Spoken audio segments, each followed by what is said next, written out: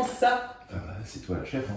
Avec toi, je me demande comment on va faire. Ouh là là, je suis pas du tout concentrée, je suis juste très excitée. Alors, je vais essayer de me canaliser là. On est très près en fait. Tu veux qu'on s'éloigne un petit peu? Waouh, attends, laisse-moi me concentrer. Tu sens les énergies, c'est Ah ça, oui, putain, mais j'aime bien, hein. Juste là. Je sais pas si on coupera cette première partie. Citation peut-être quand même. Sinon, ta femme ne serait pas très contente en l'air. Si, ça risque de beaucoup l'exciter en plus. Ça risque de beaucoup l'exciter.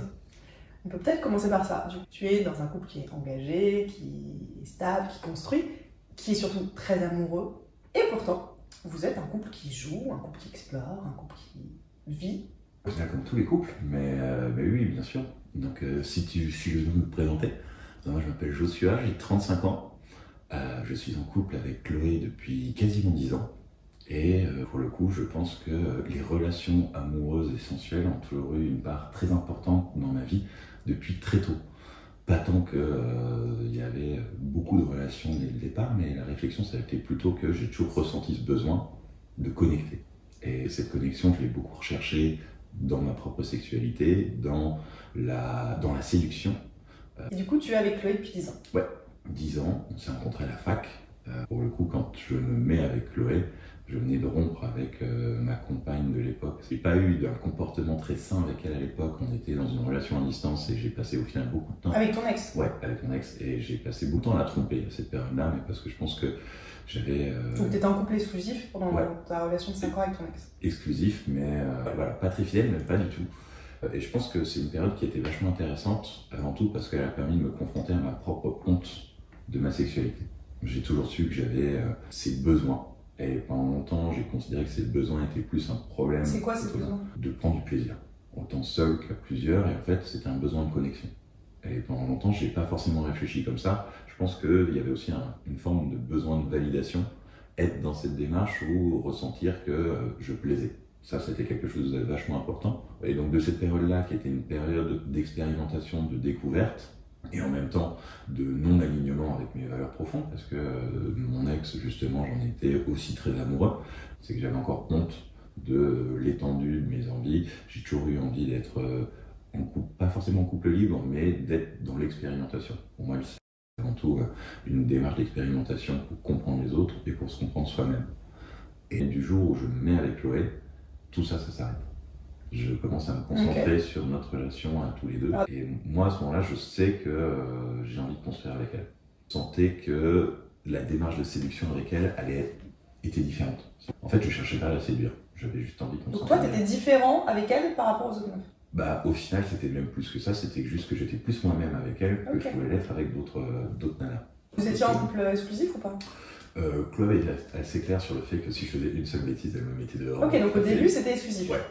Moi, je lui ai dit que je m'en foutais. Enfin, j'ai jamais eu cette jalousie-là, donc j'ai toujours. Donc il y avait une asymétrie. Elle avait le droit de faire ce qu'elle voulait. Ouais. Et toi, non. Mais vous savez, moi, j'ai toujours été assez clair là-dessus. Ça me paraît complètement aberrant qu'une nuit de sexe avec un inconnu puisse remettre en cause des mois ou des années de relation. Attendez, je vous arrête 2 secondes pour vous proposer un pacte de sexplorateur. Très concrètement, moi je crée des vidéos 100% gratuites pour vous aider à donner et prendre plus de plaisir. Et vous, ce que je vous demande en échange, c'est de liker et de commenter toutes les vidéos que vous voyez. Et aussi de vous abonner à la chaîne. J'aurai aucune façon de savoir si vous l'avez fait ou pas. Mais ce sera notre petit accord, notre petit pacte entre nous. En discutant avec Chloé ces derniers temps, c'est juste que comme j'avais quand même une réputation de frivole, elle avait peur que je vienne avec de mauvaises intentions. Elle avait peur que tu l'aies trompée. Voilà. Alors que non, pour le coup, là, ça a été... Et donc là, t'avais pas eu envie de la tromper? Elle m'a arrêté de me masturber. Ah ouais? Mais pourquoi? Parce que j'étais en train de me dire, mais je ne peux... Enfin, si je commence à me réhabituer à ressentir du désir pour d'autres femmes, même fictive, même porno, j'ai peur de faire des bêtises. Mais non, t'avais tellement peur de faire des bêtises que tu t'es dit, je vais même pas remettre... Oh, c'est trop mignon. Là, à ce moment-là, je me rends compte que, en fait, comme j'ai peur... Et t'as peur de succomber. Succomber et de considérer justement cette sexualité comme un démon qui allait prendre possession de mon corps et de mon esprit. Tu t'es dit ça?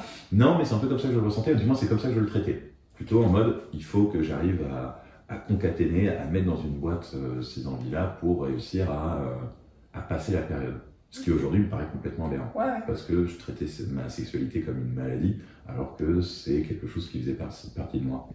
Et à ce moment-là, oui, clairement, je pense que c'est une névrose que je dois réussir à cadrer. En fait, je pense que ce qui a augmenté surtout, c'était ma honte Parce que à ce moment-là, quand tu as l'impression de ne pas être en contrôle, les hommes adorent le contrôle, parce qu'ils n'en ont pas. Et d'être dans cette démarche qui était de dire bah, je vais réussir pour la première fois à, pas forcément juste à mettre de côté, mais à canaliser ces émotions, ces besoins-là, parce que je savais qu'il y avait quelque chose de plus grand à la clé. Et ça, ouais, c'était, je pense, un des premiers moments, je suis même convaincu que c'est le moment qui a changé réellement ma sexualité. Ah ouais? Qui était une sexualité plus de besoin.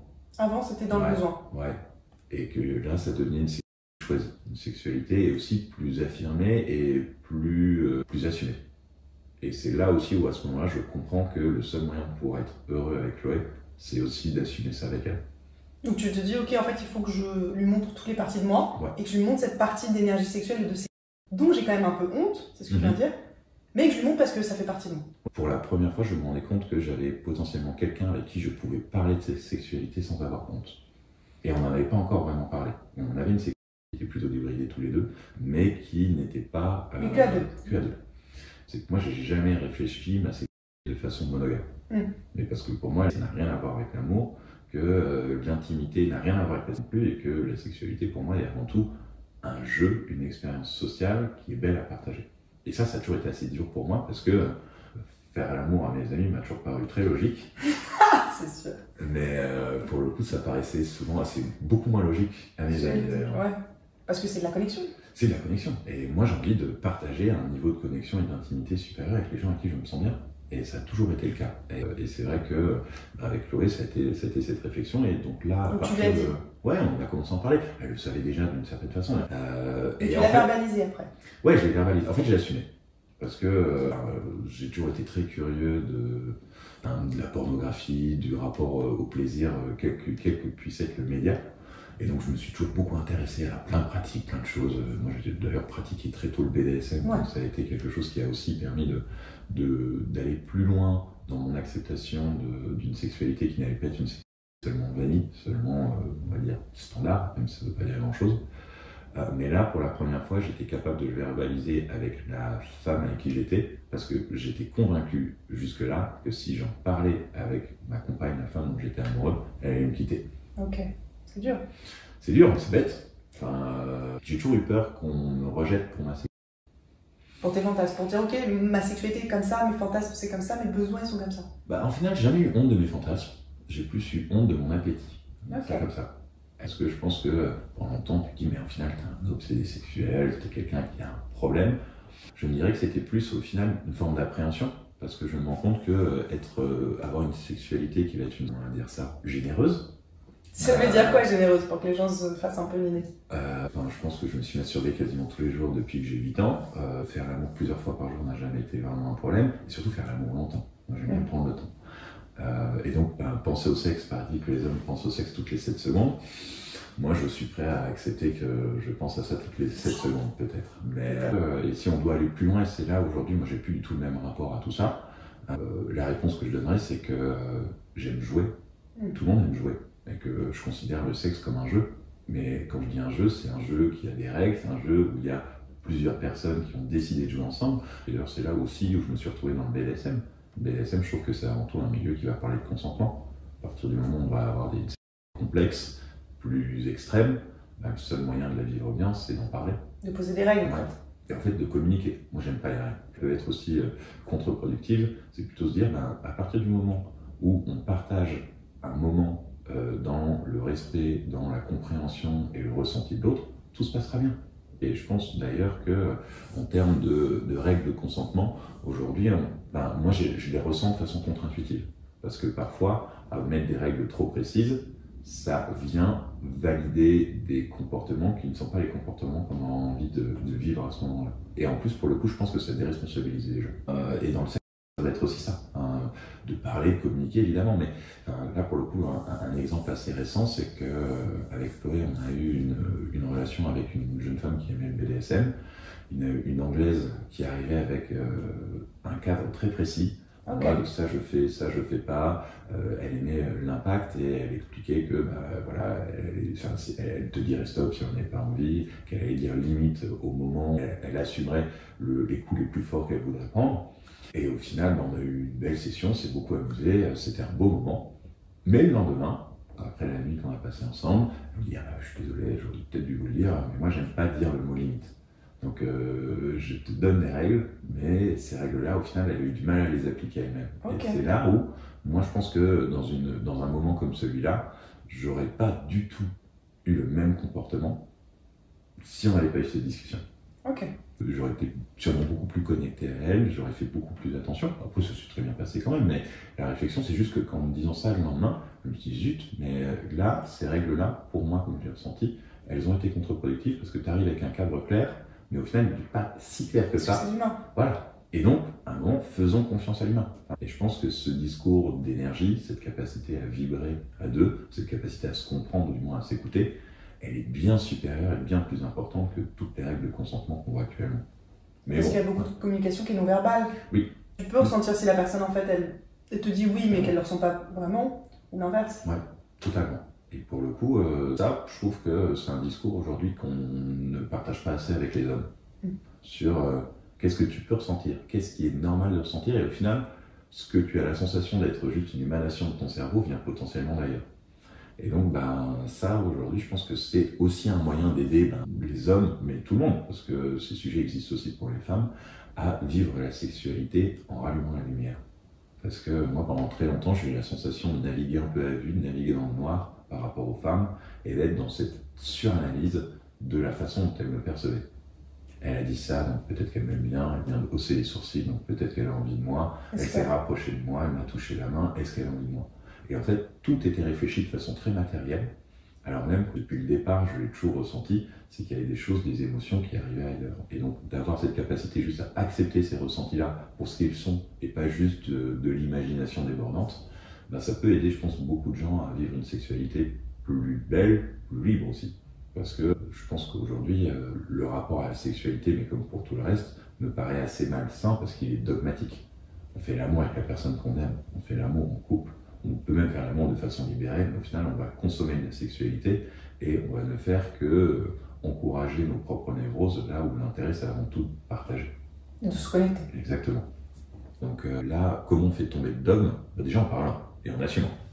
Donc là, tu fais ton... Moi, je suis comme ça. Moi, j'aime le cul, j'aime le sexe, je suis comme ça. Mais ce qui était intéressant, c'est que justement, Chloé était quand même, avait cette curiosité aussi d'une sexualité plus libérée et de commencer à en parler un petit peu, de se poser des questions et en fait de partager des fantasmes. Donc vous avez commencé par partager des fantasmes. Ouais, je pense que le premier fantasme commun, ça devait être Angelina Jolie. Bon choix. Oui. Oh là là, très bon choix. Et en même temps, moi j'aurais plutôt envie de dire Brad Pitt parce que Brad Pitt reste un de mes fantasmes masculins depuis toujours. Les deux. C'est dommage qu'ils soient plus ensemble. C'est très dommage, ouais. Et donc Brangelina ont aidé, merci à eux. Merci. C'était juste de se poser des questions sur l'attirance qu'on pouvait ressentir au-delà de notre couple.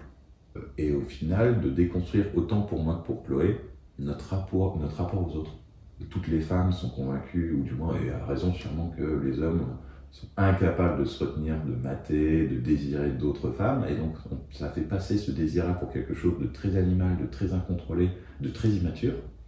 Et inversement, tous les hommes sont quasi convaincus que les femmes ne matent pas. Et donc, pour le coup, on est sur un double paradoxe et une double incompréhension qui fait aujourd'hui qu'on ne parle pas au même niveau. Et d'ailleurs, moi, je me rends compte dans notre relation, mais au final, dans la plupart des relations que j'entretiens avec des femmes, c'est que souvent, nos discours se croisent. Mes partenaires féminines vont être sur un discours plus émotionnel, et moi, j'ai parfois trop tendance à être dans un discours matériel, un peu trop de rationalité. Et donc, c'est réussir toujours à se rééquilibrer et de faire preuve d'empathie. Et avec Chloé, la réflexion, au final, a été plutôt de se dire, on a cette envie, tous les deux, d'être dans une situation plus libre, et de découvrir le sexe plusieurs. C'est là où on télécharge l'application Field. Ah, ok. Donc on doit avoir un compte depuis 6 ou 7 ans dessus. Donc Field, c'est une appli de rencontre libertine. C'est un peu différent du libertinage, mais en gros, c'est pour ceux qui veulent explorer une sexualité plurielle et une sexualité plus ouverte, en dehors des chemins traditionnels, on va dire ça comme ça. Exactement. Mais au final, derrière, c'est avant tout c'est de faire des rencontres avec des gens qui se posent des questions. Parce que je pense que le libertinage à l'ancienne, c'est... Enfin, du moins, moi, je m'y retrouve moins. Avant tout parce que c'est une démarche de consommation. Et d'ailleurs, c'était assez frustrant pour moi dans les premiers moments où on a découvert aussi cet univers. C'est que moi, j'arrivais avec l'envie de connecter, de partager, et je me retrouvais en face avec des gens, hommes comme femmes, qui avaient comme objectif de consommer. Ça a été terrorisant. Pour moi, ça a été terrorisant parce que je me retrouvais dans une démarche où je perdais complètement le contrôle par rapport à ma sexualité, par rapport à mes désirs. Et tous ces moments de pluralité, on va dire, des soirées plutôt libertines avec plusieurs dizaines de personnes, les premières ont été des moments de terreur assumés pour moi, parce que c'est là où toutes mes peurs immatures sont revenues. Ce besoin de performance, ce besoin d'être validé, ce besoin de contrôler. Alors même que l'intérêt, c'était plutôt de se laisser aller, de partager. Mais comme en face de moi, j'avais pas forcément des gens qui étaient non plus dans cette démarche. Donc là, tu parles de soirée libertine classique. Ouais. Bah, il y a eu les premières soirées libertines qu'on a pu faire. Et c'est vrai que là, justement, dans cette démarche-là. Donc vous êtes allé en club, vous avez fait quoi? Au début, vous êtes on explore, on va dans des clubs, on va soirée libertine classique. On a commencé avec des couples à la maison, dans un cadre qu'on pouvait maîtriser ou dans lequel on se sentait à l'aise. Ça s'est toujours très bien passé. Mais après, des expériences, des rencontres faisant qu'on a pu aller dans d'autres endroits, en plus facile à trouver. Enfin, moi, j'avais un petit peu ce fantasme-là de soirées très très secrètes en mode Ice Way. Il y en a, paraît-il, moi j'en ai jamais vécu. Mais pour le coup, des soirées avec un certain nombre de personnes, c'est assez simple à trouver, surtout aujourd'hui dans les grandes villes. Il y a quand même de plus en plus justement cette dynamique-là dans toute la génération qui est en train d'arriver. Donc ça, c'est une bonne chose. Mais donc oui, les clubs, on a essayé. Enfin, moi, je m'y retrouve pas. Parce que derrière, on est encore une fois, mais comme j'ai détesté aller en boîte, c'est des endroits où il n'y a pas cette possibilité de se connecter. On peut s'amuser de temps en temps. Donc il y a de la sexualité plurielle, mais sans connexion. Enfin, sans connexion. Du moins, c'est mon avis, ou du moins, c'est ce que toi t'as ressenti. C'est ce que moi j'ai ressenti. Et c'était pas forcément l'endroit où j'avais envie de vivre ma sexualité. Et donc pour le coup, c'est là où aujourd'hui, de s'être rapproché de collectifs qui organisent des événements plutôt sex-positifs. Pour expliquer un peu, donc la différence entre le libertinage et le milieu sex-positif, c'est que dans le milieu sex-positif, en plus de partager une sexualité plurielle, entre guillemets, ouverte, on va essayer de travailler aussi la connexion qu'on a avec les personnes. Donc on n'est pas uniquement sur le caractère sexuel génital, en fait, purement animal, on est aussi sur une sexualité plus de connexion et de conscience, j'ai l'impression. Exactement, mais au final, j'ai la sensation que c'est la seule façon de réellement vivre sa sexualité, de partager en conscience. Et au final, c'est plutôt ça, moi, que j'ai pas aimé dans cet écosystème libertin, mais qui peut, je pense, évoluer très vite aussi, c'est que c'est un univers qui est assez froid. Et on retrouve plus des gens qui sont là pour soigner leur propre névrose, plutôt que pour partager de l'amour. Et je pense que c'est de ça aussi que j'ai découvert dans cet écosystème plus queer. Alors, queer, pour préciser, queer, c'est théoriquement qui est en dehors des normes sexuelles. Oui, donc voilà. Non, mais parce que pour beaucoup de gens, queer, ça veut forcément dire bi ou gay, alors qu'en fait, non. Non, et en même temps, je le précise pour ceux qui voient la vidéo que queer n'est pas un équivalent de homosexuel. Donc on peut être queer et hétéro. On peut être queer, hétéro, oui.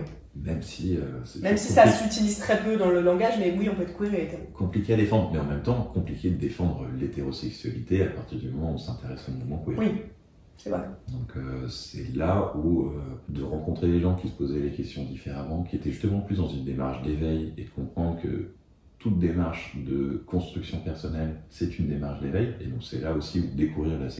C'est pour ça que j'ai pas trop aimé l'écosystème libertin. C'est que au final, les seuls codes et la seule façon de fonctionner est une façon physique. Très peu ce rapport à l'autre, ce rapport justement à la spiritualité. Mais on cherche pas la connexion dans les soirées libertines à la base. Ça rendrait les soirées vachement plus marrantes. Mais c'est vrai, c'est plus. Alors pour le coup, il y a quand même un cadre. Et les règles, c'est je vais taper 2 fois, je vais taper 3 fois. C'est vrai. Mais il y a ça dans les soirées sexpo aussi. Hier, j'étais dans une soirée sexpo et du coup, on m'expliquait les différences dans l'étape. Intéressant. Moi, je ne m'ai jamais expliqué ça. Ok, alors imaginons, tu me touches le bras. Ouais. Je te fais 2 tapes, ça veut dire que tu ne dois plus toucher cette zone-là. D'accord? Donc tu dois, je sais pas, toucher mon dos, autre chose où j'ai donné mon consentement. 3 tapes, ça veut dire que tu m'as limite fait une rupture de consentement, tu dois t'en aller loin et c'est grave. Donc 2 tapes, ça veut dire ne touche plus cette zone, mais tu peux encore être en interaction avec moi. 3 tapes, va-t'en et va chercher quelqu'un parce que tu as été trop loin, tu as dépassé ma limite. Bon, bref. Et toi, tu as déjà vécu ce genre de moment? De quoi? En fait, la question que j'allais te poser, c'est quand est-ce que tu as envie de faire 2 tapes sur quelqu'un? Parce qu'au final, si tu as imaginons, je te donnais mon accord pour caresser mon bras. Tu caresses mon bras. Ouais. Après, c'est théorique parce que bon, là, moi, je parle d'atelier de consentement au milieu sexpo, donc c'est un peu différent. Je t'ai donné l'accord de mon bras et en fait, toi, tu vas commencer à caresser ma nuque. Sauf que je t'ai pas donné l'accord. Peut-être qu'en fait, ça me va et je vais te laisser caresser ma nuque. Mais en fait, peut-être que non. Dans ce cas, si je me sens pas à l'aise de le verbaliser, je te fais 2 tapes en mode non, cette zone, non, je suis pas d'accord. Et je peux aussi faire ce qu'on appelle une redirection, du coup je prends ta main Okay. et je fais une redirection, donc je redirige ta main vers là. Ok, très bien. Bon, ça c'est des règles, c'est des cadres qui existent. Alors, très curieux d'avoir ton avis là-dessus, parce que moi je trouve que c'est quand même prendre des gens pour des enfants. Et surtout, moi la question que j'ai envie de te poser, c'est si tu dis ok à un mec pour qu'il te touche le bras, mais que tu lui dis non pour le reste, pourquoi lui avoir dit oui pour le bras? Bah, pourquoi pas? Si attends, moi je peux avoir envie juste qu'on me touche le bras ou la main. Par exemple, moi ça m'est arrivé dans des ateliers de partager des moments de connexion avec les personnes. C'est l'atelier où tu fais l'amour? Non, tu fais pas l'amour. Non, tu fais par exemple, là, l'atelier auquel je pense, tu fais pas l'amour, mais certaines personnes, je me sens ok que la personne, je sais pas, elle touche ma main ou mon bras, j'ai pas envie qu'elle me touche autre chose, mais je peux partager quand même cette connexion, ce moment de câlin, d'intimité, sans plus, tu vois. Ou alors peut-être, je sais pas, une personne, je serais pas ok qu'elle me pénètre, mais je serais ok que, je sais pas, elle caresse mes fesses ou mon dos, mais même pas qu'elle touche mon clitoris, enfin tu vois. Je peux avoir des choses qui sont différentes et c'est pas parce qu'on peut être nu à deux et que je suis d'accord que dans un atelier groupe de nudité aussi, la personne elle caresse cette partie-là de moi, que je suis d'accord que ça aille plus loin. Oui, je suis d'accord, évidemment, je suis complètement d'accord avec toi. Non, mais la question que je me pose derrière ça, c'est que c'est là où moi je me retrouve un peu moins dans ces fonctionnements, parce que j'avoue, je pense pas être forcément binaire, mais je trouve ça complexe de vivre ces moments-là en étant dans ma tête, alors que normalement ça devrait être quelque chose qui devrait... C'est connexion, c'est fluide. Voilà. Mais je suis d'accord. Alors après, là, c'est des exercices que tu fais en groupe pour travailler, mais je suis d'accord, par exemple, moi sur le toucher, c'est-à-dire que si la personne, j'ai pas envie, c'est mon choix de rentrer en connexion avec elle, en général, j'ai pas forcément envie qu'elle me touche du tout. Alors que si la personne, elle commence à me toucher, en général, ça veut dire que je suis plutôt d'accord d'aller plus loin parce que j'ai envie de me connecter. Donc, je suis d'accord, là, c'est des choses de théorique pour apprendre. Oui, et je pense que ça reste des bons outils pour réussir à découvrir ça, mais en fait, c'est là où je suis convaincu que le meilleur moyen de créer du consentement, c'est de discuter. Et c'est là-dessus où ces soirées plus sexpo qui sont toujours plutôt en 2 étapes, au moment où on va plus discuter. Donc, c'est des soirées où, par exemple, là, tu parles de soirées où on va partager de la nudité et de la sexualité. Il y a d'abord une première partie de discussion, de connexion, avec souvent des ateliers et même des petits exercices. Moi, j'ai jamais fait d'atelier. Ok, parce que souvent, alors ça dépend des soirées, mais sexpo, souvent il y a d'abord des ateliers et des petits exercices. Alors quand je dis sexpo, Alors, sur les ateliers sexpo cadrés. C'est vrai. Alors moi, pour le coup, ça c'est tout là, j'avoue que ça libre. m'intéresse moins. Mais par contre, je trouve que quand je dis sexpo, au final, je pense que toute démarche de libertinage aujourd'hui, pour des gens qui ont moins de 40 ans, c'est une démarche qui va être assez alignée avec ça. Ce besoin de connecter, ces valeurs qui sont beaucoup plus profondes et beaucoup plus humaines, cette envie de connecter à plusieurs niveaux. Et c'est là où, d'un certain côté, ces soirées, la façon de la décrire qui me paraît la plus juste aujourd'hui pour moi, c'est des soirées étudiantes. Une soirée, on va passer du temps à discuter, à faire connaissance de plein de gens. On fait plus ça. À partir du moment où on bosse, avoir un moment où tu vas rencontrer une trentaine de personnes qui ne sont pas de tes cercles, ça n'arrive plus. Non, et ces 30 personnes-là, si tu as cette capacité, cette curiosité à prendre le temps de discuter et de connecter avec eux, bah, ça rend ces moments d'intimité beaucoup plus simples. Ah non, mais c'est sûr. Et d'ailleurs, pour les hommes, c'est d'ailleurs un gros problème de ces soirées-là, c'est que la plupart des hommes dans ces soirées-là, surtout les hommes qui viennent seuls, vont rester dans un coin pendant la première partie de soirée à analyser tout le monde. Et je dis ça, je suis passé par là. Tu m'as dit que tu avais cette... D'être dans sa tête en disant, mais qui va être ma proie? Et dans la seconde partie de la soirée, on va aller voir débarquer un petit peu, comme un cheveu sur la soupe, en disant, justement, en essayant de toucher et de voir un petit peu ce qui va se passer. Ça se passe jamais bien dans ces cas-là. Alors que la réflexion était au final assez simple. Va dire bonjour, prends le temps avant.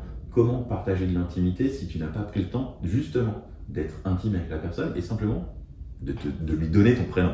Ah non, mais c'est sûr, et ça te désamorce. Enfin, moi, je trouve que c'est incroyable. La personne, en fait, je m'y suis connectée dans un moment où il n'y a aucune attente et où il ne va pas forcément se passer grand-chose.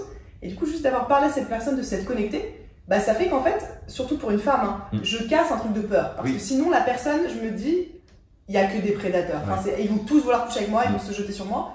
Alors que la personne qui sera venue, qui aura été sympa ou avec qui on aura discuté, bah, ça fait un peu tomber le masque et la garde et dire ok, en fait cette personne bah, elle est humaine, elle est comme moi, je suis pas juste sa proie qu'il a envie de l'histoire.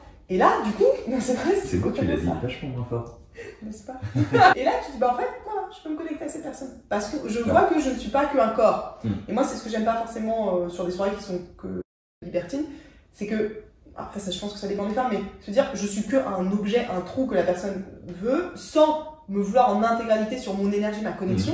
Bah moi c'est quelque chose qui me bloque et j'ai pas envie de ça. Mais les hommes aussi. Bah voilà, très bien, les hommes aussi, et c'est bien, les hommes aussi. Après, de toute façon, c'est toujours pareil. Quel est l'objectif de la sexualité? Voilà, c'est ça. Si tu cherches de la sexualité, de l'intimité pour régler tes problèmes, ou simplement pour jouir, ça me paraît complètement aberrant. Oui. Et là, c'est ce que tu disais, à partir du moment où tu vas partager de l'énergie, partager ses énergies, ses sensations. C'est aussi d'ailleurs problématique que les femmes pensent comme ça. A raison, parce que Ah oui. je pense que les hommes ont prouvé depuis 5000 ans qu'il fallait quand même leur donner des règles pour que ça se passe bien. Mais derrière, c'est ça aussi qui est problématique. Dans une soirée comme celle-là, qui devrait être une soirée où tout le monde devrait partager de l'amour, qu'il y ait ce besoin de vous rassurer qui est essentiel, et qui n'est pas aussi clair que ça pour les hommes. C'est que, au lieu, et ça moi c'est quelque chose qui me surprend toujours beaucoup, c'est de voir des hommes arriver dans des moments d'interaction intimes, sans s'être présentés avant, alors que c'était quand même quelque chose de simple et d'humain. Et en fait, en faisant ça... Ils ont peur, je pense. Ils ont peur, et c'est sûr. Mais en fait, en faisant ça, ils sont juste en train de refuser d'avoir un contact humain avec la personne. Et en fait, comme tu le dis, de considérer la potentielle partenaire qu'il pourrait avoir juste comme un bout de viande. Alors que personne, je pense, ne ressent réellement ça. Moi, j'ai eu quelqu'un qui m'a dit non, mais un trou, c'est un trou, je connais même pas son nom. Et du coup, j'étais la pauvre, enfin, c'est un peu compliqué. Et en même temps, il te dit ça, sincèrement, j'ai du mal à penser qu'aucun homme puisse réellement penser comme ça. Derrière, Il y a une peur de la connexion, une peur de rencontrer vraiment l'autre, et qui fait qu'on va se dire, c'est un trou, et en fait, je m'en fiche totalement de cette personne, peut-être. Et derrière, potentiellement, moi je l'analyserais peut-être encore différemment, c'est peut-être quelqu'un qui se sent tellement mal, qui se dit que de toute façon, quelle que soit la personne qui sera prête à partager une intimité avec lui, il sera prêt à la prendre. Et dans un cadre comme celui-là, ça rend, je trouve, la réflexion un peu différente. Et pour moi, avoir un discours comme celui-là, c'est un discours de souffrance. Un trou est un trou, waouh. C'est chaud.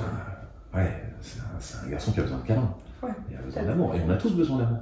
Mais ce besoin de connexion, c'est là où je pense que justement, en ayant un peu tout mélangé entre les sentiments, l'amour romantique, l'amour sensuel, le désir, et considérer que tout va être un peu lié au couple, fait qu'aujourd'hui, je pense qu'on n'a aucune capacité à créer une vision mature de notre sexualité. D'autant plus que le rapport à l'orgasme pour les hommes m'a toujours paru quand même un petit peu marrant. Jouir en tant qu'homme n'a quand même aucun intérêt. Je veux dire, ce petit réflexe éjaculatoire de faim, parce que là, c'est ça dont tu parles. parles. Oui, bien sûr. C'est tout l'objectif de tous les hommes, quasiment. Il faut que je jouisse. Mais au final, jouir, ça fait quasiment la première chose à faire avant même de rentrer dans une démarche d'intimité. Parce que si ton seul objectif, c'est de jouir, tu fais d'éjaculer. Parce qu'on peut jouir sans éjaculer. Bah, les deux. Oui. Bien sûr. Oui, c'est différent. Mais bon, je connais Parce qu'en tantra, tu peux avoir plusieurs orgasmes, des orgasmes tantriques. Ça fait 20 ans que je bosse ça, j'ai toujours pas réussi. Donc, je vais te le donner. Vrai. Dans ce cas, c'est différent parce que je trouve que le réflexe éjaculatoire, cet orgasme un peu final, qu'en effet beaucoup d'hommes recherchent, c'est différent de quand je peux jouir sans éjaculer. Après, c'est une autre forme de jouissance. En effet, c'est pas le même type d'orgasme, mais d'aller chercher ça. Mais toi, c'est ça que tu essayes d'aller chercher aussi, toi. Non, moi j'avoue que l'orgasme m'intéresse. Moi, ouais dans ce genre de soirée en pluralité, je crois avoir quasiment jamais joué. Ah ouais, Jamais éjaculé. Jamais éjaculé, mais pour moi c'est la même chose. Je fais partie de ces hommes qui n'ont pas réussi à différencier les deux, comme quasiment tout le monde. Mais même dans ma série avec Chloé, l'orgasme n'est pas au centre de mes envies. D'ailleurs, pour le coup, pendant je pense les 6 premiers mois de notre relation, je pense que j'ai quasiment pas joué avec Chloé. Ah ouais. Mais derrière, en fait, c'était juste avant tout parce que ce besoin n'a jamais été au centre de ma démarche. Pour le coup, c'est toujours un plaisir de se faire jouir et d'éjaculer seul, mais même à deux. Par contre, quand tu te masturbes, tu le fais. Ah ouais, c'est le seul objectif de la masturbation pour le coup. C'est marrant. Ah, seul, oui, mais pas à deux. C'est fou. Ouais, mais parce que justement, à deux, je vais retrouver beaucoup plus de plaisir à partager. Et qu'à me concentrer sur ma propre éjaculation. Au final, c'est aussi potentiellement la fin de ce moment d'intimité. Moi, je m'endors. Je fais partie de justement. J'assume ne pas être. Tu t'endors après, donc tu évites. Ouais, voilà. Et ça change au final beaucoup de choses dans sa sexualité, parce que encore une fois, si mon objectif c'est de jouer, c'est d'être dans cette démarche de jeu partagé et consenti, au final, l'éjaculation pour moi, c'est la fin de la récréation. Ok. Du coup, tu l'évites. C'est pas que je l'évite, mais j'avoue pendant longtemps je l'ai évité. Aujourd'hui, s'il doit venir, je suis prêt à l'accepter et ne pas chercher à le différer, mais c'est pas un besoin. Et alors, t'as quand même du plaisir, beaucoup de plaisir. Le plaisir, c'est un truc partagé, et le plaisir, c'est de faire plaisir aussi. L'amour véritable, c'est le fait de donner. Et en même temps, quand je dis donner, c'est pas genre donner des orgasmes à ma partenaire, c'est juste se connecter à l'autre et partager des énergies positives. Moi, c'est ça que j'aime beaucoup, ça va être partager de l'excitation. Montrer à ma partenaire qu'elle m'excite, Ça, c'est ultra important. Hein. Bah, moi, c'est peut-être même la seule chose qui m'excite vraiment, enfin, qui m'intéresse vraiment. Je Montrer que tu désires l'autre. Montrer que tu désires l'autre et le voir. Parce que je trouve que quand, par exemple, t'as un mec qui est pas réactif, qui va être très statique, waouh! C'est ces hommes qui te prennent dans le vrai et tu sais toujours pas s'ils sont là ou pas. Est-ce qu'ils parlent? Est-ce que c'est vraiment lui? Non, mais ce côté machine est quand même vraiment, très vraiment déconnecté. décevant. Oui. Ouais, mais en même temps, c'est là où, et encore une fois, je pense que c'est pas la faute des hommes. Et derrière, c'est plutôt que ce discours émotionnel, on l'a pas. Enfin, moi, j'ai 35 balais, je commence seulement à le comprendre, et en fait, à l'accepter. Il a toujours été en moi, et je sais qu'il est dans tous les hommes, mais pendant longtemps, on a juste vu ça comme des gamineries ou une forme de faiblesse problématique. Et ça, c'est complètement aberrant aujourd'hui. Donc, comment on fait pour se reconnecter? Et tous les hommes. Donc, se reconnecter quoi? À tes émotions? Accepter qu'on pas être que dans ta tête. Accepter qu'on a besoin d'amour, tous. Et pas être que dans notre tête, mais en fait, c'est aussi potentiellement grâce à notre tête qu'on va être capable de se reconnecter à nos émotions. Parce qu'à un moment, se dire, j'ai ce besoin de faire l'amour. Ok, pourquoi pas, je comprends. Mais qu'est-ce qu'il y a derrière? C'est quoi faire l'amour? Tu as besoin de pénétrer quelqu'un? La masturbation, au final, va t'amener à peu près le même niveau de plaisir lors de l'éjaculation. Donc, est-ce que c'est vraiment ça le besoin? Non. Et moi, ces réflexions-là, je les mène depuis longtemps sur qu'est-ce que je recherche dans ce moment-là.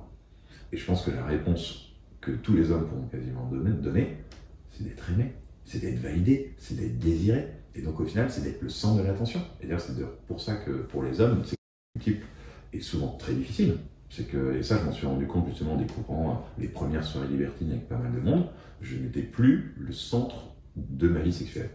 J'étais un protagoniste d'une série beaucoup plus grande. Et tous les regards n'étaient pas sur moi. Parce qu'au final, quand on a une sexualité hétéronormée et plutôt monogame de sa propre vie privée, bah ouais. Donc personne ne te regarde que toi. Et toute l'excitation est concentrée sur toi. Et là, c'est plus le cas. Ouais. Et je pense que pour un homme, ce qu'il va rechercher dans sa sexualité, dans la plupart des cas, c'est ça. C'est de se sentir aimé. Et donc c'est pour ça que je pense que les hommes ont parfois des réactions qui sont des réactions complètement incompréhensibles pour les femmes quand on leur refuse de leur faire l'amour. Et je pense que pour pas mal de couples, ça a déjà dû arriver. Que monsieur fasse la tête simplement parce qu'il n'a pas eu le droit de se faire sucer le matin avant d'aller travailler. Mais le truc est en final complètement aberrant, c'est pas tant le fait de jouir, parce qu'il pourrait se branler dans la douche, c'est plutôt qu'à ce moment-là, il a besoin de ressentir que sa partenaire prend soin de lui. Sauf que c'est là aussi complètement aberrant. Au lieu d'être dans ce discours émotionnel, j'ai envie qu'on prenne un moment ce matin pour se prendre dans les bras, pour partager quelque chose. Cette démarche viriliste, mais qui n'est même pas vraiment choisie, subie, parce que c'est un peu comme ça qu'on nous a présenté les choses depuis le départ, c'est plutôt de se dire, j'ai besoin que ma femme soit là pour prendre soin de moi ce matin. Je l'ai mérité. Qui sommes-nous pour mériter quoi que ce soit d'un autre individu? Et cette frustration, je la comprends aussi. Après ces premières soirées qu'on a passées ensemble dans ce milieu plus queer et sexpo, moi j'ai fait mes colères. Je comprends pas pourquoi les femmes ne viennent pas vers moi. Toi tu t'amuses toute la soirée, moi je suis tout seul, tu t'es pas vraiment occupé de moi, blablabla. Et donc au final, ces réflexions qu'il y avait derrière, c'était au final assez simple, c'était de se dire, à ce moment-là, je me suis senti rejeté, ou du moins pas valorisé, pas aimé. Mais en prenant le temps de la réflexion, je me suis aussi rendu compte que je ne faisais rien pour l'être.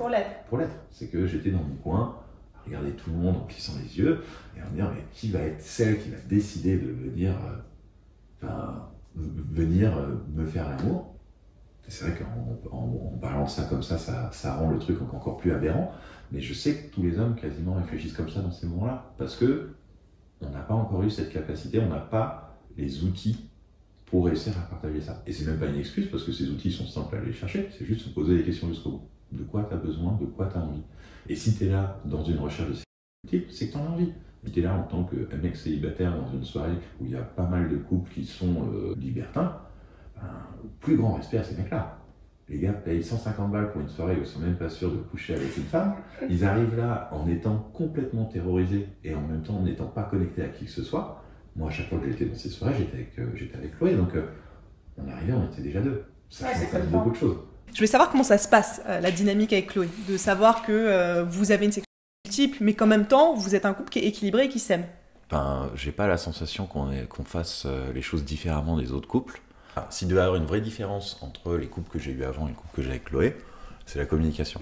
Okay. Et ce que j'ai appris ces dernières années, parce qu'en plus, pour le coup, je pense qu'on a monté une boîte ensemble aussi, donc on a partagé de l'intimité à plusieurs niveaux. Ce que j'ai appris avec Chloé, c'était de ne jamais avoir peur de lui dire ce que je ressentais. Et en fait, même si c'est... D'être toi-même. Ouais, d'être moi-même. Et de le verbaliser. Et de m'assumer. Et c'est ce que j'ai toujours aussi voulu qu'elle fasse avec moi, c'est on se dit les choses.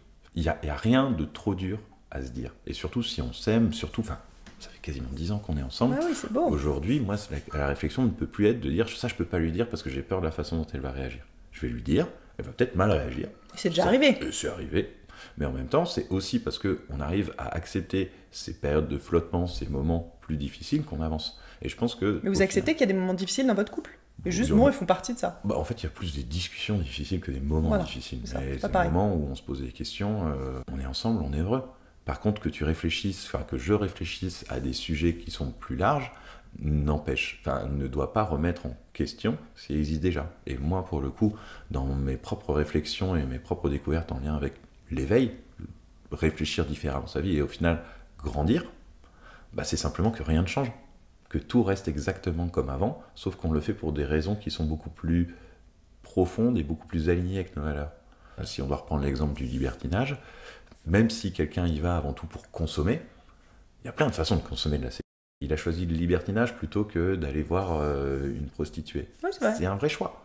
Et donc ce choix-là, il n'a pas de raison de changer. Par contre, c'est pourquoi tu as envie de cette sexualité-là, et en comprenant les raisons qui te poussent à ça, ça vient juste te permettre de l'assumer et de faire la paix avec ça.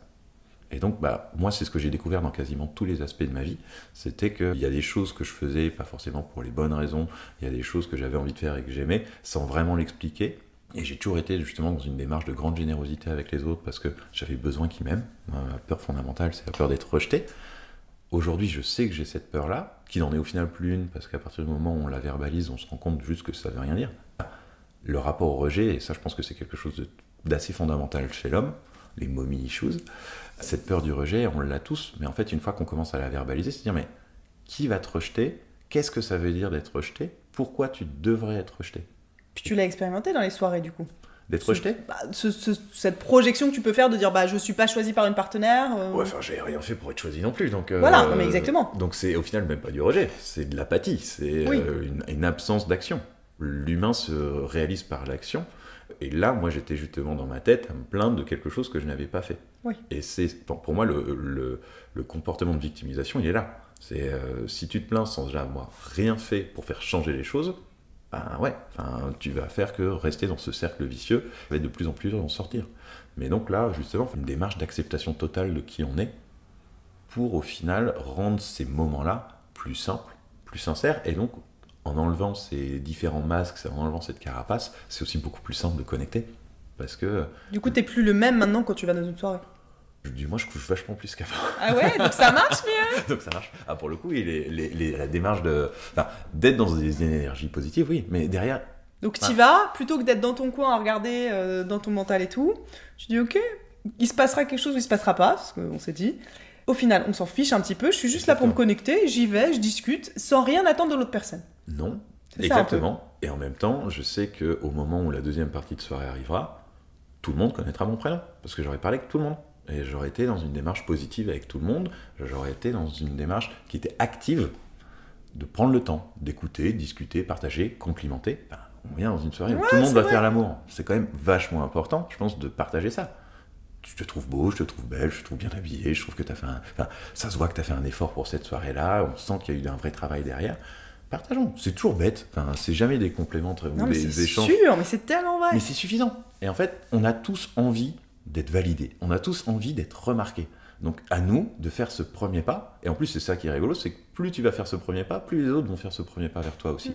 Parce que, et ça c'est aussi très humain, on a envie d'être validé par quelqu'un qui porte des énergies assez positives et qui valide en plus. Donc, ouais, encore une fois, démarche karmique, plus tu donnes, plus tu reçois. Bah ouais, ça fonctionne pas mal. Et justement, dans ces soirées, ça fonctionne très très bien parce que tous les hommes font la gueule. Parce qu'ils sont là, dans leur tête, à réfléchir à leur future performance. Il va falloir que je sois fort, il va falloir que je sois bon ce soir. Mais à penser comme ça, tu vas juste rentrer tout seul. Donc, ça aurait été beaucoup d'énergie dépensée pour pas grand-chose. Et donc, c'est là où... En tant qu'homme, et pour les femmes aussi, d'ailleurs ça se voit dans ces soirées-là, les gens qui font le plus l'amour, c'est avant tout des gens qui vont être très joyeux et qui vont être dans une démarche de connexion. À nous, en tant que mecs, de se poser les bonnes questions et de se rendre compte au final que si on en est là, qu'on a cette volonté-là, qu'on fait l'effort-là, parce que sortir un samedi soir pour aller rejoindre 80 personnes qui sont inconnues, qui sont dans une grande maison pas loin de Paris, moi je serais resté à la maison pour jouer à la PlayStation. Donc pour le coup, il y a une vraie volonté, il y a une vraie démarche active, mais par contre cette démarche active, elle va être que dans cet aspect matériel, parce que aujourd'hui malheureusement on sépare trop le matériel de quelque chose de plus spirituel, de plus énergétique, et que pour les hommes, ils doivent avoir cette capacité à se rendre compte que s'ils veulent avoir possibilité de connecter, ils doivent aussi ouvrir ça. Pendant quasiment 35 ans, c'était quelque chose qui me paraissait absurde. C'est récent. Ouais, c'est récent. J'ai toujours réussi à le faire parce que je pense que j'ai toujours été plutôt intuitif et ça m'a permis de connecter avec les gens plus facilement, mais je connectais dans ma tête. C'était en suranalysant tout ce qui se passait. Là, aujourd'hui, juste faire confiance au moment, être dans ce moment de partage, dans ce moment de connexion, et au final, accepter que ce qui nous paraissait être juste, comment dire ça, des bêtises d'enfants. Enfin, moi, pendant assez longtemps, cette démarche énergétique, c'était plutôt, j'avais la sensation de m'imaginer que je ressentais quelque chose. Ah tiens, je ressens quelque chose, ouais, bon, c'est encore des bêtises de petits garçons.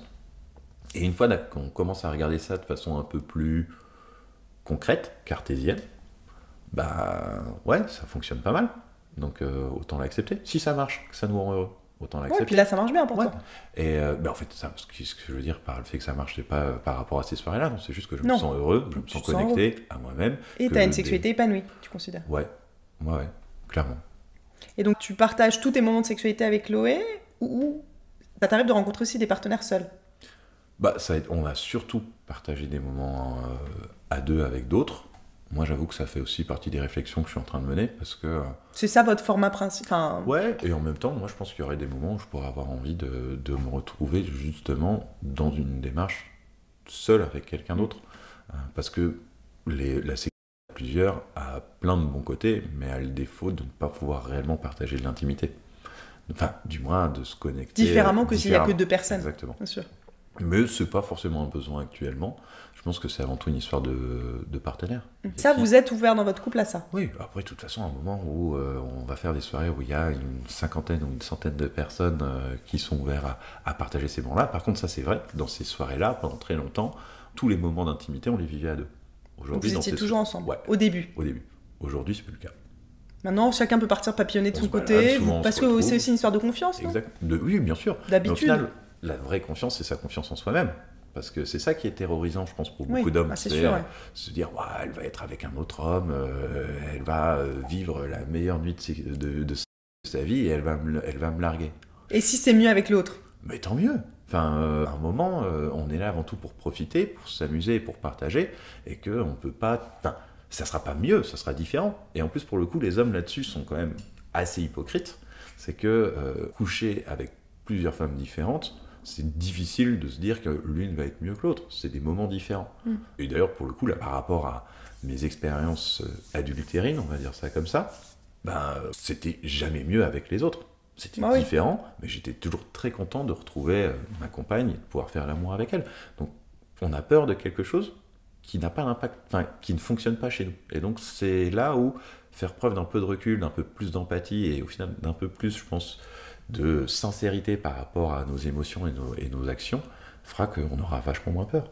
Et c'est bon là, moi la seule chose c'est j'ai envie de m'amuser et j'ai envie que Chloé s'amuse. Et évidemment. Et t'as pas peur de la perdre? À cause du... sincèrement, si je devais la perdre enfin si on devait rompre à cause de ça, ça veut dire qu'elle aurait trouvé un amant réellement fantastique. Mais moi ça me paraît aberrant. Encore une fois, pour moi la sexualité n'a rien à voir ni avec l'intimité ni avec les sentiments. Donc non. Mais en même temps, si ça devait arriver, c'est que ça devait arriver. Donc là, c'est... Mais t'es prêt à ça aussi? Dire que c'est un paramètre. C'est toujours le cas.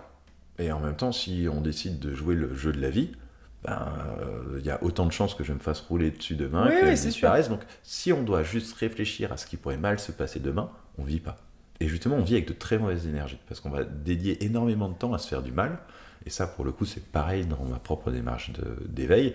Enfin, Sénèque le disait, il écrivait il y a 2500 ans. Enfin, une bonne partie des souffrances que l'on vit sont des souffrances qu'on s'inflige soi-même. Totalement. Oui. Donc à un moment, à quoi bon? À quoi bon dédier autant d'énergie à quelque chose qui ne nous fait pas du bien? J'ai de plus en plus de mal à comprendre la peur de perdre quelqu'un. Déjà, en plus, pour le coup, et c'est ça qui est malsain, perdre quelqu'un.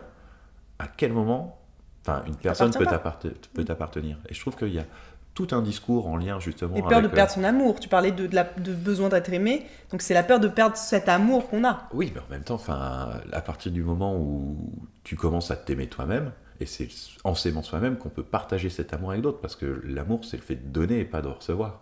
Donc même dans une réflexion à me dire, demain, je vais perdre l'amour de Chloé, me paraît de plus en plus troublant ou aberrant. J'ai la chance aujourd'hui de partager cet amour-là et de le ressentir et de le recevoir. Ça se voit quand on vous voit.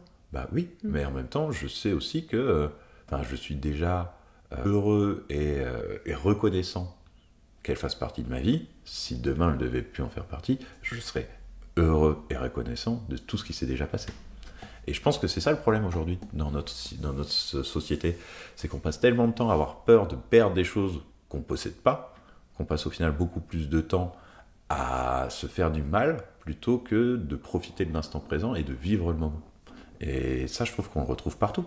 Et d'ailleurs, on le retrouve beaucoup dans ces soirées-là. Je trouve que ça vient un petit peu comme un catalyseur ou un révélateur. C'est que ça va réveiller toutes tes angoisses. Si tu viens avec des pensées qui vont être des pensées plutôt négatives, si tu viens avec des peurs, elles vont toutes se réveiller. Et donc, après... Et ça, il faut être prêt, c'est vrai. Hein. Ah bah c'est sûr. Et ça sent la peur, c'est ce que tu disais. Ouais, on sent la peur dans les soirées. Souvent, ça arrive. Physiquement, il y a une odeur de peur, en fait. Les gens sont terrorisés. Mais il y a de quoi, ça fait peur. Et en même temps, moi, je ressens ces moments-là comme toujours un grand moment de connexion et d'intimité, parce que des gens ont décidé de dépasser leur peur. Être dans l'action. De sortir de leur zone de confort. Ouais. Et c'est comme ça qu'on grandit. C'est comme ça qu'on est dans cette démarche d'éveil. C'est comme ça qu'on évolue. On ne peut pas évoluer dans un cadre où on ne prend pas les actions. Et d'ailleurs, on le retrouve dans plein d'autres moments de nos vies. Et je trouve que là-dessus, on a un rapport qui est beaucoup trop matériel. On va se nourrir, on va dormir, mais on ne va pas prendre le temps de s'aimer. Et je trouve que la méditation et des méditations un peu guidées qui vont pousser à réfléchir à ça peuvent aider énormément. On peut retrouver ça dans le sport, on peut retrouver ça dans le... On peut retrouver ça dans ce genre de discussion. Mais dans plein de choses, mais bien sûr.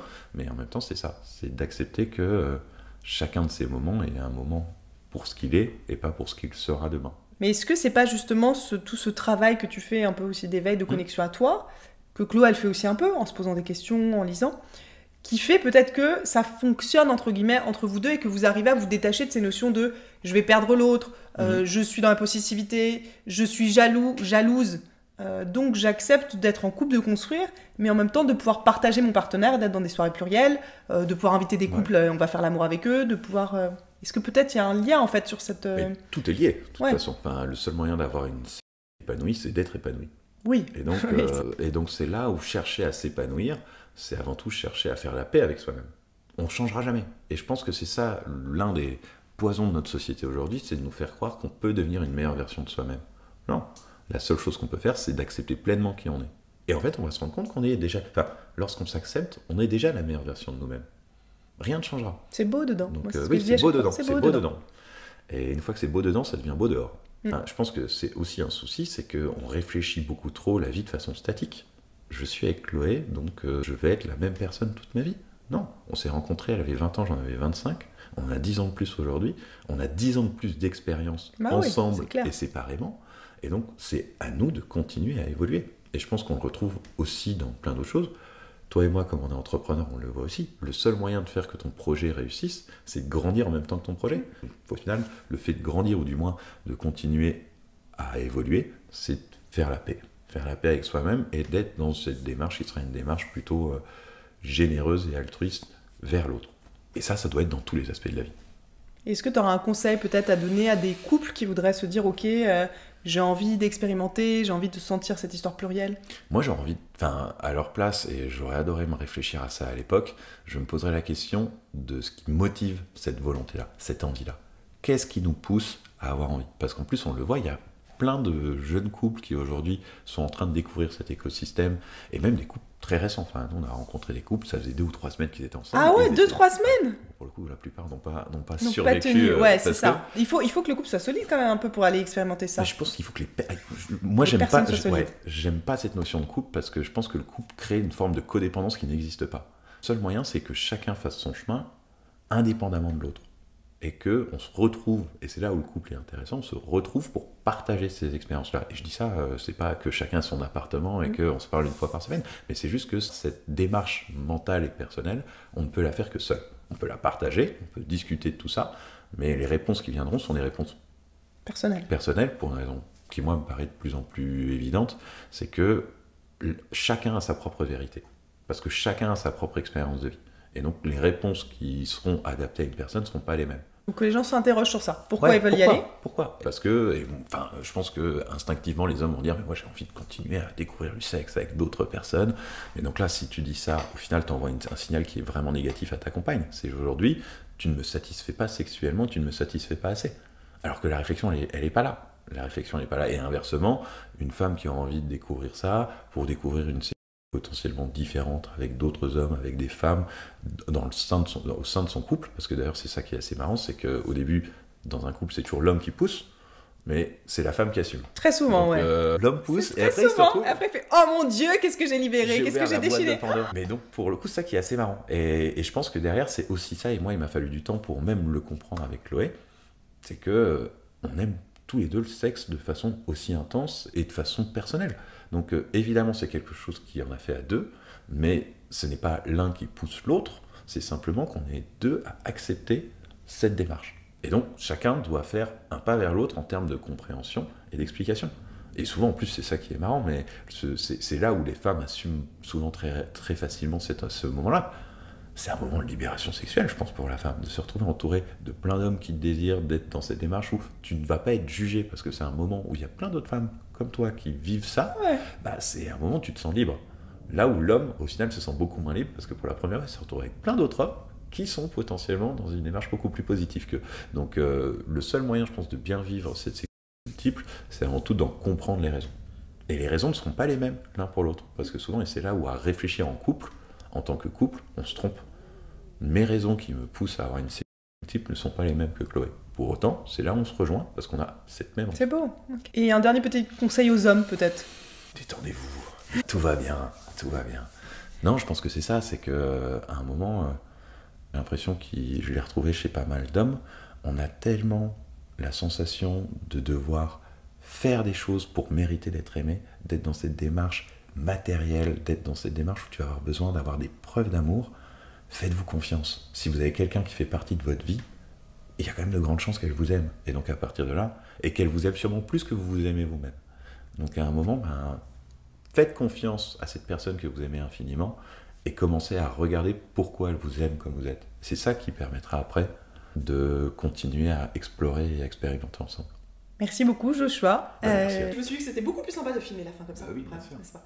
Du coup, si cette vidéo vous a plu, n'hésitez pas à vous abonner à la chaîne YouTube. Ça marche pas mieux en fait. Si cette vidéo vous a plu, n'hésitez pas à vous abonner à la chaîne YouTube. Ce que je voulais dire aussi pour les abonnés. Qu'est-ce que je veux dire ? Il m'embête, il a une main dans mon dos, on ne voit pas là. Je n'ai pas moi, il faut que je tape 2 fois, c'est ça ? Ce que je voulais dire pour ceux qui découvrent la chaîne, vous pouvez aller voir les autres vidéos que j'ai tournées pour vous aider à avoir une sexualité. Pour vous aider à avoir une sexualité bonne nuit. On va finir par y arriver. J'ai aussi lancé un Patreon pour ceux qui veulent me soutenir. Vous avez le lien en commentaire. Parce que YouTube censure énormément mes vidéos, malheureusement. Voilà. Merci Joshua. Merci à toi.